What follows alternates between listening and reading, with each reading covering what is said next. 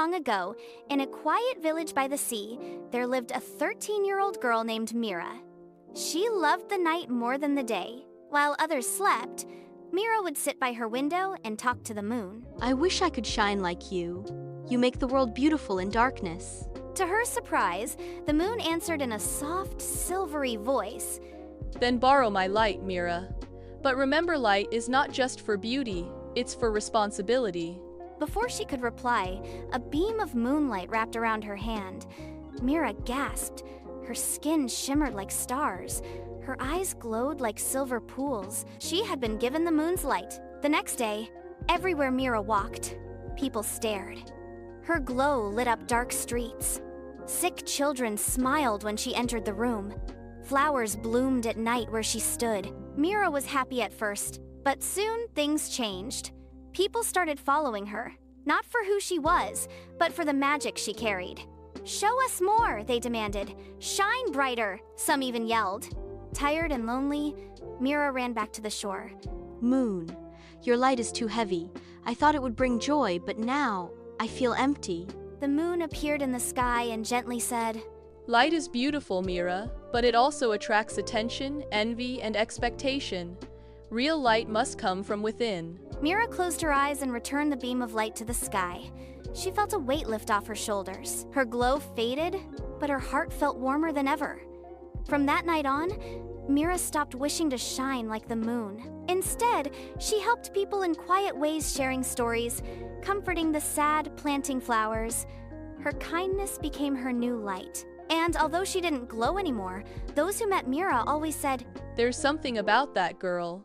Like she carries a bit of moonlight in her smile. After Mira gave back the moon's light, her life became peaceful again.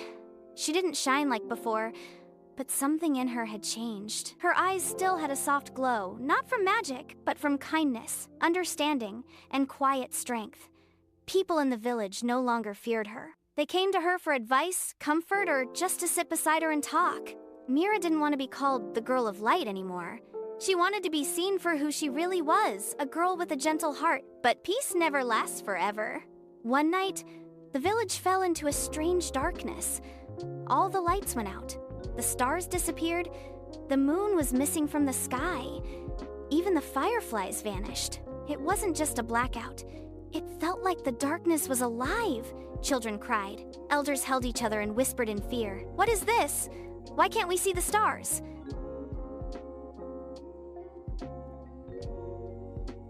That night, while everyone stayed indoors, a deep voice echoed into Mira's room. Mira, return the light you stole. She froze. The voice didn't belong to the moon. It was darker, heavier. It belonged to the King of Shadows, the ancient ruler of darkness. You broke the balance. You were never meant to carry light. Give it back, or your village will remain in eternal night. I gave back the moon's light. What I carry now is mine. It comes from my heart. The shadows thickened around her. Her little room turned cold and black. But Mira didn't panic. She closed her eyes and began to hum a melody, a lullaby her grandmother once sang. It was soft. It was gentle. And slowly, it filled her chest with warmth. Her fear melted.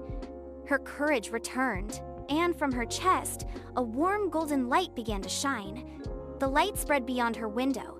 It touched the trees, the rooftops, the sleeping animals. It pushed the shadows back. Even the King of Shadows could not stand against it. What is this light? It's love. It's peace. And it doesn't belong to you. The shadows faded. The stars returned to the sky. The moon gently peeked out from behind a cloud, smiling. The village lit up once again, not from electric lights, but from the glow inside people's hearts. Neighbors held hands. Children sang. The fear was gone. And Mira learned something powerful. True light isn't something you borrow, it's something you grow. And once it's yours, no one can ever take it away.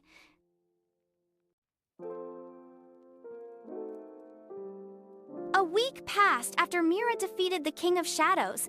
The village returned to its peaceful rhythm, and Mira began to enjoy simple moments again, walking by the sea, sharing stories with children, and planting flowers with the elders. But one night, as she sat on the shore watching the waves, a strange object washed up beside her feet.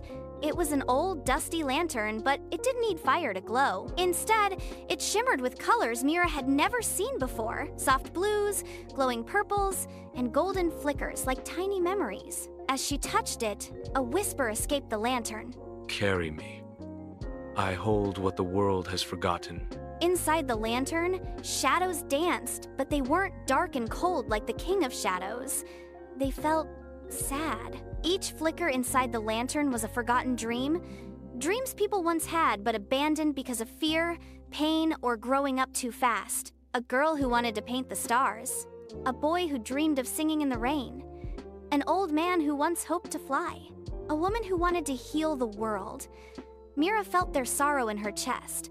The lantern began to grow heavier. She returned to the village carrying it, hoping someone would recognize the dreams inside.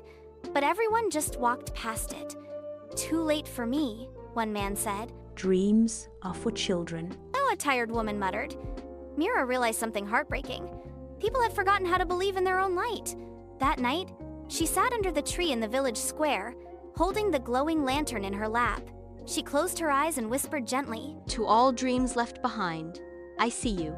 You still matter. You're not lost. Tears ran down her cheeks, and as they touched the lantern, something magical happened. The lantern burst with light, not bright and blinding, but soft and comforting, like a hug from a memory. All across the village, the dreams inside floated up like glowing petals, finding their way back to the hearts they once belonged to. The man who said it was too late, he picked up his old guitar. The woman who gave up dreaming, she wrote a letter to her younger self. Children danced under the stars, holding hands with their hopes. And Mira, her glow was no longer silver like the moon. It was golden, warm, quiet, real. Because now, she wasn't just the girl who borrowed the moon's light. She was the keeper of dreams, the one who helped others remember their own. Mira had become more than anyone ever imagined. She was once just a quiet girl who whispered to the moon. Now, she was the keeper of dreams, the one who reminded people of their forgotten hopes, their inner light, and the beauty of believing. But one evening, as the stars blinked across the sky, a breeze carried a whisper through the trees. It is time. The moon, now full and glowing brighter than ever, rose high above the sea. A path of silver light spread across the water, leading somewhere far away to a place beyond the stars. The fairy from the forest, the one Mira had met long ago, appeared once more, her wings glowing softly. You've done well, Mira. You brought light to hearts that had forgotten how to shine. But your light, it's meant for even more. More?